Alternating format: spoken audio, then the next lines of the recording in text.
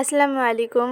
Cooking with ফেয়ারিসে আপনার সবার স্বাগত। আজ আমরা এসেছি খুবই সুস্বাদু এবং খুবই সহজ পদ্ধতিতে বানানো একটি নাস্তার রেসিপি নিয়ে। মাত্র 2টি উপকরণ দিয়ে বানিয়ে নিন খুবই সহজে বাড়িতে বসে মাত্র 15 মিনিটে এই বিকালের নাস্তা। বাড়িতে লোকজন এলে টেনশন নেওয়ার কোনো ব্যাপার নেই, মাত্র 15 মিনিটেই বানিয়ে ফেলতে পারবেন মাত্র 2টি উপকরণ দিয়ে এত সুন্দর একটি নাস্তা। লোকজন খেয়ে খুশি হয়ে যাবে। তো চলুন তাহলে ভিডিওটা শুরু করি। প্রথমে আমরা পুরটা রেডি করে নেব। এর জন্য নিয়ে নেব একটা হাঁড়িতে অল্প নারকেল কোড়া এবং তাতে দিয়ে দেব 2টা এলাচ। এতে দিয়ে দেব অল্প নুন। এবারে দিয়ে দেব পরিমাণ মতো চিনি। আপনারা চিনিটা নিজেদের পরিমাণ মতো দেবেন, আপনারা যেই হিসাবে মিষ্টি খান সেই হিসাবে আপনারা দেবেন। এবারে এটাকে নাড়াচাড়া করে নেব যতক্ষণের কালারটা ব্রাউন হয়ে আসে। ব্রাউনিশ কালার হয়ে গেলে এটাকে আমরা তুলে নেব। এবারে পিঠার জন্য একটা ঘোল তৈরি করে নেব। এর জন্য নিয়ে নেব 2 কাপ ময়দা। এতে দিয়ে দেব অল্প নুন এবং এটাকে ভালোভাবে মাখিয়ে নেব। এবারে এতে দিয়ে দেব একেবারে নর্মাল টেম্পারেচারে রাখা জল দিয়ে এটাকে আমরা ভালোভাবে মাখিয়ে নেব। যা হয়ে গেছে, এর কনসিস্টেন্সিটা ঠিক এরকমই হবে। ঘনত্বটা দেখে নিন, বেশি মোটাও নয় বেশি পাতলাও নয়। এবারে আমরা কড়াইয়ে অল্প তেল ব্রাশ করে এবারে ঘোলটা কড়াইয়ে আমরা দিয়ে দেব এবং গোল একটা রুটির মতো শেপ দিয়ে দেব। উপরের কালারটা চেঞ্জ হয়ে এলে এতে আগে থেকে বানিয়ে রাখা নারকেলের পুরটা অল্প করে দিয়ে দেব। প্রথমে এটাকে বেশি ভাজা যাবে না, সেই জন্য এতে পুরটা দিয়েই আমরা এটাকে ভাঁজ দিয়ে দেব।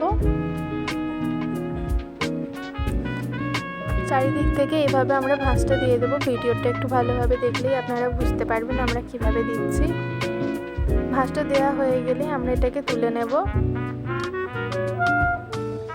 একইভাবে বাকিগুলো আমরা করে নেব। আমরা আরেকটা ভিডিও দেখিয়ে দিচ্ছি এটা কিভাবে করা হয়েছে।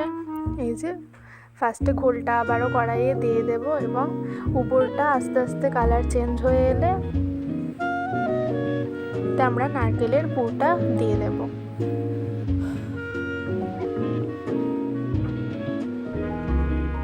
এবারে সাইড থেকে আমরা এটাকে ফোল্ড করে দেব।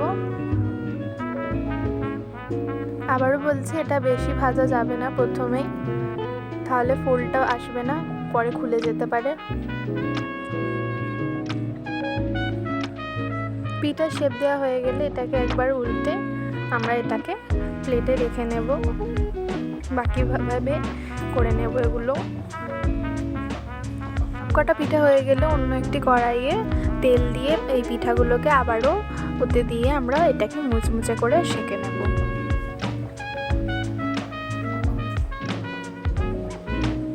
হাই ফ্লেমে এটাকে আমরা ভালোভাবে এদিকে এপাশ ওপাশ উল্টে পাল্টে লাল লাল কালার চলে এলে এটাকে আমরা ভেজে নেব। এটা দেখলেই বোঝা যাবে, যখন অল্প ক্রিস্পিনেসটা চলে আসবে তখনই বুঝে নিতে হবে যে এটা অলমোস্ট হয়ে এসেছে। এই যে এই ধরনের লাল লাল হয়ে এলে এটাকে আমরা এবারে একে একে তুলে নেব। একইভাবে বাকিগুলো আমরা এইভাবে করে নেব। আমাদের গদি পিঠা রেডি হয়ে গেছে, নারকেলের পিঠাও বলা যায় এটাকে। দেখুন কত সুন্দর হয়েছে পিঠাগুলো, এর কালারগুলো এত ব্যাপক এসেছে। আর এটা ক্রিস্পিও মাশাআল্লাহ অনেক সুন্দর হয়েছিল। আমি এটা ভেঙে দেখাচ্ছি একটা কতটা ক্রিস্পি হয়েছে এটা। ভেতরের পুরটাও খুব সুন্দরভাবে ভেতরে গেছে। আর আপনারা এটা নিশ্চয়ই একবার ট্রাই করে দেখবেন। ভালো লাগলে লাইক সাবস্ক্রাইব করবেন আর একটু শেয়ার করবেন আর কমেন্টও করবেন।